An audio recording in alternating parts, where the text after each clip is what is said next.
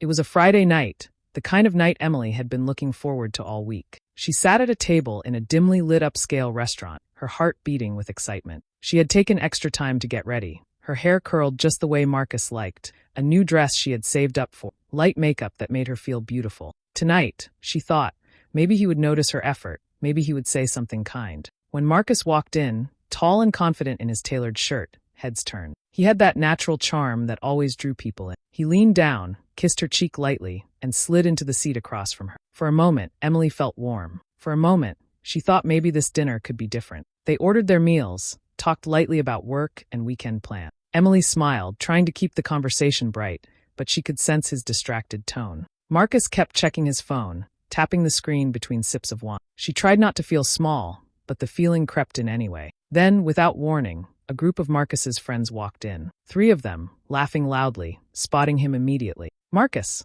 Man, we didn't know you were here." They came over, clapping him on the back, pulling up chairs before Emily could even react. Suddenly, their quiet dinner for 2 had turned into a crowded table. Marcus didn't stop them. He welcomed them with open arms, grinning, as though Emily wasn't even part of the evening anymore. She sat there, forcing a polite smile while his friends ordered drinks and started telling loud stories. She tried to join in, but every time she spoke, Marcus brushed over her words, cutting her off or ignoring her. At one point, one of his friends joked about relationships, asking Marcus if he planned to stay with Emily long-term. Marcus laughed, leaned back in his chair, and said loudly enough for the whole table to hear, "Come on, look at her. She's not exactly the prettiest thing. I mean, she's kind of ugly, but she tries." The words landed like a slap. Emily froze. The laughter at the table stabbed her ear. Her face burned hot, her chest heavy as if she couldn't breathe. Ugly. In front of everyone. She searched Marcus's face, hoping it was some kind of sick joke, but he only smirked, sipping his drink as if her heart hadn't just been crushed. And then, as if that wasn't enough, he leaned closer and added, "Actually, let's be real. This isn't working out. I think we're done." The restaurant seemed to spin around her. She could feel the eyes of strangers at nearby tables, the pity, the whispers. Emily's throat tightened, but no words came. She wanted to stand, to scream, to defend herself, but her body wouldn't move. Marcus turned back to his friends as if nothing had happened, laughing and changing the subject. Emily sat there in silence, tears pressing at her eyes, realizing in that cruel, public moment that the man she had loved had just broken her heart in the coldest way possible. Emily grew up in a small house on the edge of town, the kind of place where nothing ever seemed shiny or new. Her mother worked long shifts at a grocery store, and her father had left when she was only 10. Money was always tight, and Emily learned early to stretch things, to make do with less. She wore hand-me-downs from cousins, shoes that didn't always fit right, and she got used to hearing little comments from classmates about how she didn't look like the other girl. Her mother often told her, "Beauty is not everything. Kindness lasts longer." But Emily still felt the sting of insecurity. In high school, she wasn't the girl boys noticed. She was quiet, kept her head down, and worked part-time jobs to help at home. Somewhere deep down, she began to believe she wasn't beautiful enough, not the way the world wanted girls to be. Marcus came from the opposite world. His family had money, real money. He grew up in a big house with wide lawns and shiny cars parked in the driveway. He had the kind of confidence that came from never worrying about bills, never questioning if he belonged. People noticed him everywhere he went. Handsome, tall, always dressed well. To many people, he looked like the kind of man who could have anyone he wanted. When Emily met him, it felt almost like a dream. She had been working at a small cafe one Saturday afternoon, serving coffee with her hair tied back, when Marcus walked in with some friends. He noticed her smile, and instead of treating her like just another server, he struck up a conversation. His charm was effortless. By the time he left, he had her number written on a napkin. Their relationship started fast. Marcus took her to restaurants she had only seen in magazines, drove her to places she never thought she'd visit. He made her feel chosen, special, like she had finally stepped into a world she had only admired from a distance. For the first time, Emily thought maybe her insecurities didn't matter. Maybe she was enough. But little by little, cracks began to show. At first, it was subtle. He would tease her about her clothes, saying things like, "That dress is cute, but don't you think something more fitted would make you look better?" Or he'd smile at her and joke, "You'd be perfect if you just put a little more effort into your makeup." Emily laughed it off in the beginning, thinking it was just his way of being honest. But soon, the comments became sharper. He'd frown if she didn't wear heels when they went out.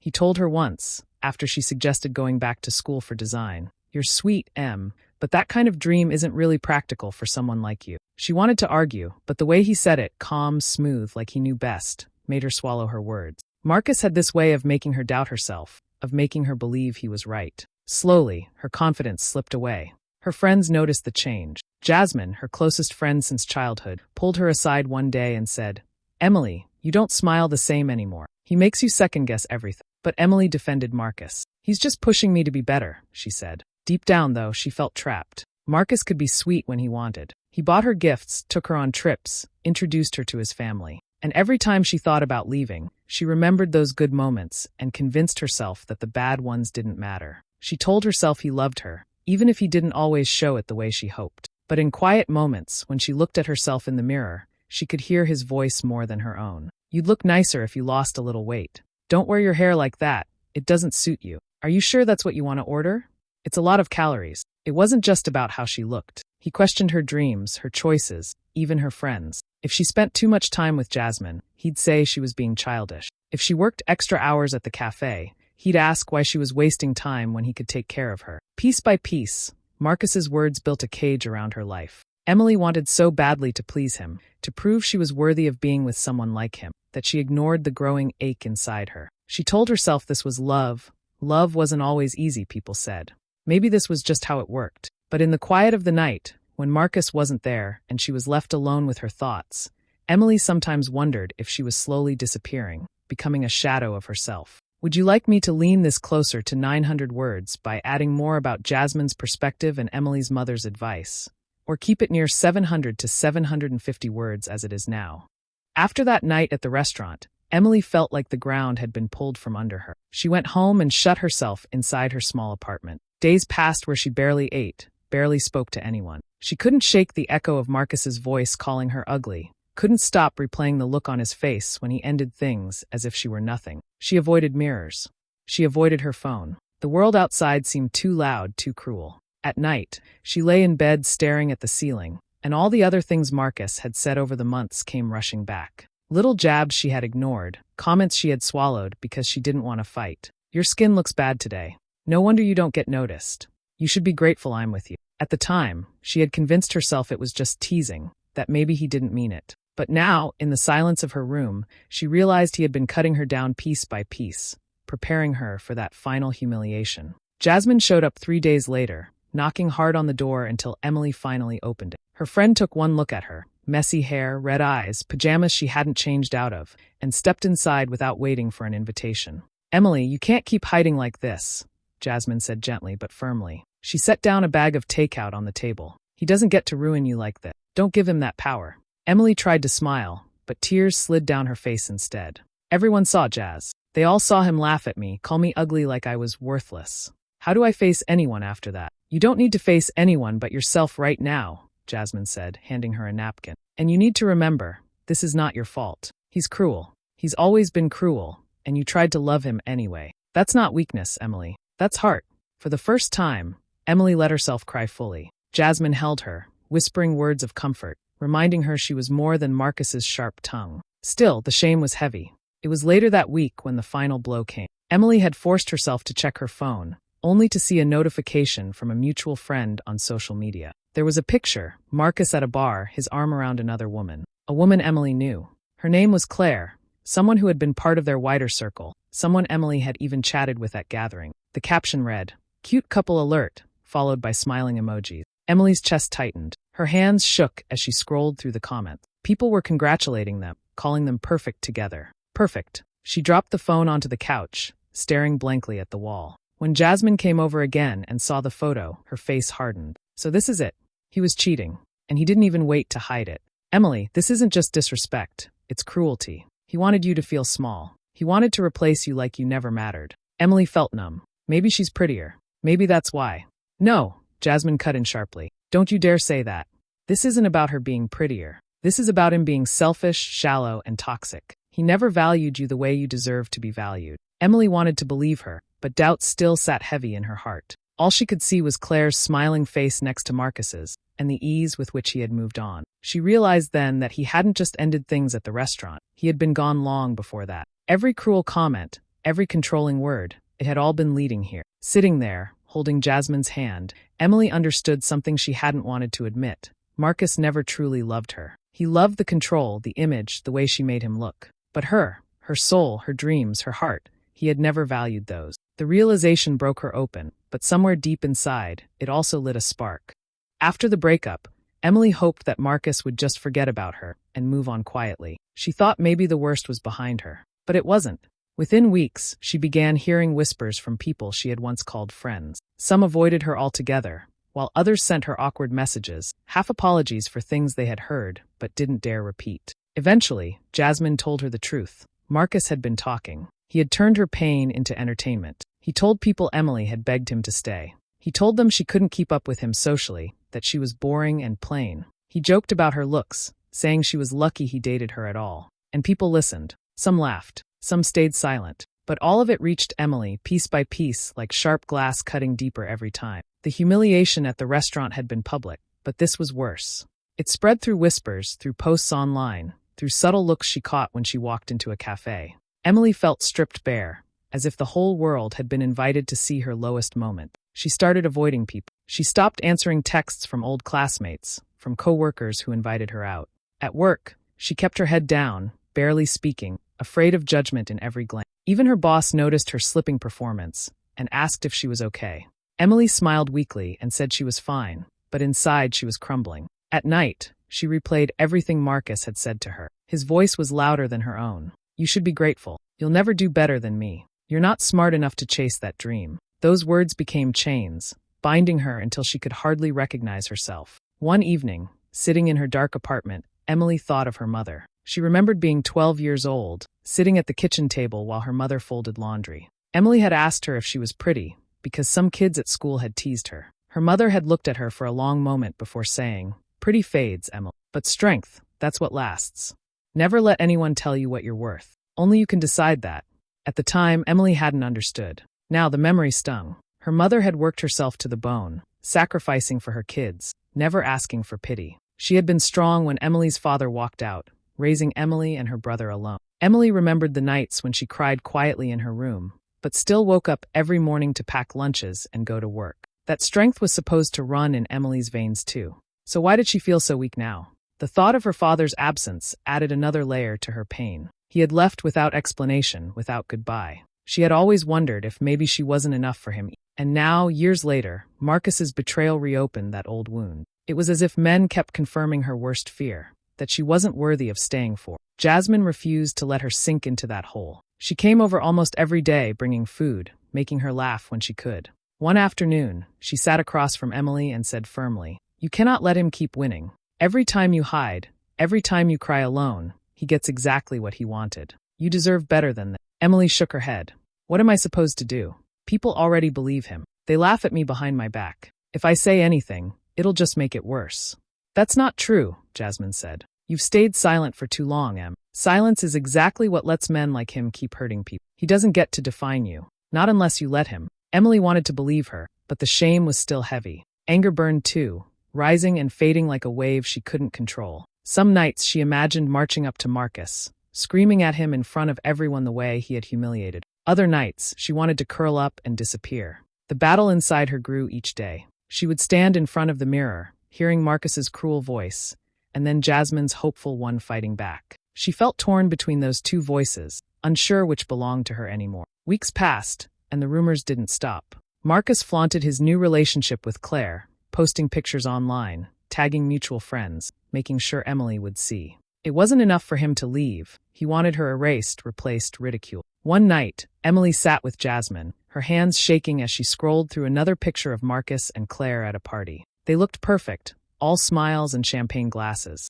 Underneath, a comment from one of Marcus's friends read, "Upgraded." Emily's stomach turned. Jasmine leaned over and closed the phone. "Enough. This has to stop. You can't let them write your story while you sit here suffering." Emily stared at the floor, her chest tight. "But what can I do? If I speak up, no one will believe me. They'll just say I'm bitter, jealous." "Then don't speak for them," Jasmine said quietly. "Speak for you. Speak so that when you look in the mirror, you know you stood up for yourself. Even if nobody claps, even if nobody agrees, at least you'll know you didn't stay silent." Emily's eyes filled with tears. The shame, the anger, the hurt, they all swirled inside her until she didn't know which was stronger. But beneath it all, there was something else. A quiet strength she had almost forgotten. The same strength her mother carried. The the same strength she had buried under Marcus's voice. She realized she couldn't carry this weight forever. The rumors, the humiliation, the silence, it was suffocating her. And if she didn't fight back, she would disappear completely. That night, lying awake, Emily made a choice. It scared her, but it also gave her a strange sense of peace. She would not stay quiet anymore. Marcus had taken too much from her already. It was time to take something back. The party was loud, music spilling through the big house like a heartbeat. Emily stood outside for a long moment before walking in. Her hands trembled, but she steadied herself. She had spent weeks preparing for this, rehearsing what she might say. Tonight, Marcus would see her one last time, not broken, not silent, but standing. Inside, the living room was packed. People laughed, glasses clinked, and the air smelled of alcohol and perfume. She spotted him easily, Marcus in the center of it all, as always. He stood with Claire on his arm, smiling for pictures, surrounded by his circle of friends. The same friends who had laughed at her humiliation. The same people who had whispered behind her back. Emily's chest tightened, but she pushed forward. She walked straight toward him, her steps steady though her heart raced. The chatter dimmed as people noticed her. Whispers spread quickly. Claire turned first, her smile freezing when she saw Emily standing there. Marcus's grin faltered for only a second before he smirked. "Emily," he said smoothly, loud enough for the crowd. "Didn't expect to see you here. What's the occasion? Wanting another scene?" There were chuckles, but Emily didn't flinch. She looked him in the eye and said, "I came because I'm done letting you control the story. Tonight, people are going to hear the truth." The room shifted. Some people leaned closer, curious. Marcus laughed lightly, trying to brush it off. "Truth? Come on, Emily. Don't embarrass yourself. You're only here because you miss me." Her voice shook at first, but it grew stronger with each word. "I don't miss you. I miss who I thought you were. You were never the man you pretended to be. You broke me down piece by piece. You told me I wasn't pretty enough, smart enough, good enough. And I believed you. You made me believe I was nothing." The crowd grew quiet. Claire's arm slipped from Marcus's. Emily continued, her words sharp now. "But that wasn't love. That was control. You wanted to feel powerful, so you cut me down. You cheated on me, lied to me, spread rumors about me just to laugh at my pain. And you thought no one would ever call you out. Well, I am." Marcus's face hardened. "You're crazy," he snapped, his charm cracking for the first time. "You're bitter because I moved on. Don't act like some victim now." Before Emily could respond, a voice from the crowd spoke up. It was one of Marcus's closest friends, a guy named Ryan. He stepped forward, his expression serious. "Actually, Marcus, she's right. We all saw how you treated her. You think it was funny, but it wasn't. I hated the way you spoke to her. We all did." A ripple went through the room. Heads nodded. Murmurs rose. Marcus turned, stunned, as the people who once laughed with him now shifted against him. "You've got to be kidding me," Marcus barked. "You're taking her side? After everything?" Ryan didn't back down. "Yeah, I am. Because you showed your real self. And it's ugly." The word hung in the air, ugly. The same word Marcus had used to break Emily. But now it wasn't on her. It was on him. Marcus's mask shattered. His voice rose, his face red. "You're all pathetic. She's pathetic. She should be thanking me for ever dating her. None of you understand what it's like to be me, to have options, to know I can do better than this." He pointed at Emily, shouting so loud the music had been cut. Gasps filled the room. Claire stepped back, her face pale. The charm Marcus always wore had slipped completely, replaced by raw anger, arrogance, and cruelty. Everyone could see him now for who he truly was. Emily didn't move. She didn't cry. For once, she felt calm, even powerful. "This is who you are," she said quietly. "Not the smooth talker. Not the charming man. Just a bully who can't stand being exposed." Marcus growled, but the silence in the room was louder. People were watching, judging. His friends avoided his eyes. Claire shook her head, then walked away from him without a word. Emily took a deep breath and turned toward the door. "I'm done letting you define me," she said. "You don't get to hurt me anymore." And with that, she left. She didn't run. She didn't look back. She walked out into the night air, lighter than she had felt. The night she walked out of that party, Emily felt like she had finally set something down that had been crushing her. The weight of Marcus's words, the shame of that restaurant, the silence she had carried, it all felt lighter once she chose to leave him behind. But freedom was not the same as healing. When she went home, the quiet was still heavy. The memories still lingered. Healing, she realized, would take time. At Jasmine's urging, Emily decided to start therapy. The first session was hard. She sat across from a stranger, her hands twisting nervously, and tried to put her pain into words. She spoke about Marcus, about the cruel things he had said, about her father leaving years ago. The therapist listened, patient and kind, and told her something Emily had never thought about. His words don't define you. They reveal him, not you. Those words stuck. Every week, Emily went back. Slowly, She began to untangle the lies Marcus had planted in her mind. She realized how often she had doubted herself, how often she had silenced her own voice to please someone else. It wasn't easy, but with each session, she felt like she was building herself again, piece by piece. Outside of therapy, she began to focus on things that made her happy. One of those was photography. It had always been a quiet passion. She loved capturing little details, the way light hit a window, the colors of a sunset. Marcus had once told her it was a waste of time, but now she decided to give it a chance. She bought a used camera with the little savings she had and started taking photos around the city. At first, it was just for herself, but soon, Jasmine encouraged her to share them online. People responded warmly, praising her eye for detail, her sense of beauty. For the first time in a long time, Emily felt seen for something that was truly hers. She also started caring for herself in small, steady ways. She cooked healthier meals, went on long walks, and spent time reading books she had always put off. She stopped dressing for what Marcus might have wanted and began choosing clothes that made her feel comfortable, strong, and beautiful in her own way. Little by little, her reflection in the mirror no longer carried his voice. It carried hers.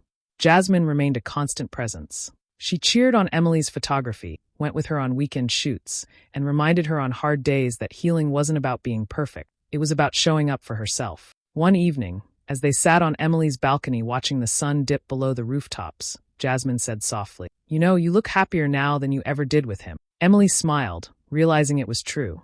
There were still days when the past tried to creep in. Sometimes she would remember the laughter at the restaurant or Marcus's cruel smirk. But now, instead of shrinking, she reminded herself of how she stood up to him. She remembered the faces at that party when his mask slipped, how everyone finally saw the truth. And she reminded herself that surviving that moment meant she could survive anything. Months passed, and Emily's life began to feel new. She built a small portfolio of her photography, even landing a few small paid projects. She wasn't chasing approval anymore, she was chasing joy. And in that process, she learned something her mother had tried to teach her years ago. Beauty is not in the shape of your face or the size of your body. Beauty is in the strength to stand, to live honestly, to love yourself when others don't. Emily no longer needed no scan in the east. Here was the room of barks, so when Snamach apart her ish, yellow stagger foot. Here was the doge new fit. Nagamadir fnet, thir working enough. Her wife, but Ninny, Berners, Elba, Mud nail got locks of wheel mat. Nail is nicht our stam was snit.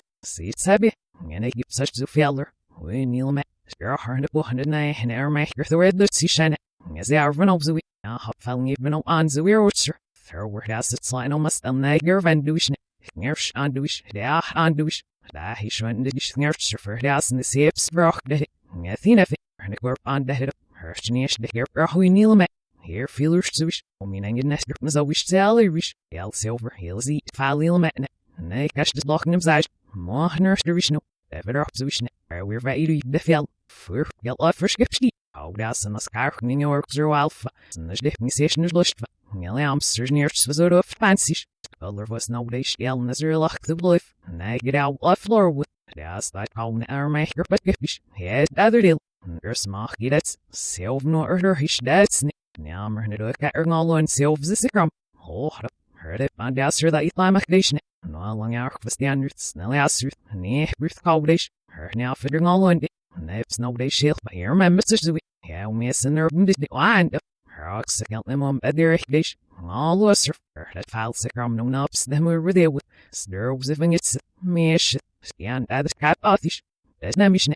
Says girl all on our sir at the fell zoo horg. Floss her drips a wish. Her there, her nurse, their fit love for the cab near its slurg. Mounting all our from the shelf for her bullish. See if her nish and the log in the fosts and earth the nidder, el must. And no worry, Murphin off from the seal mat.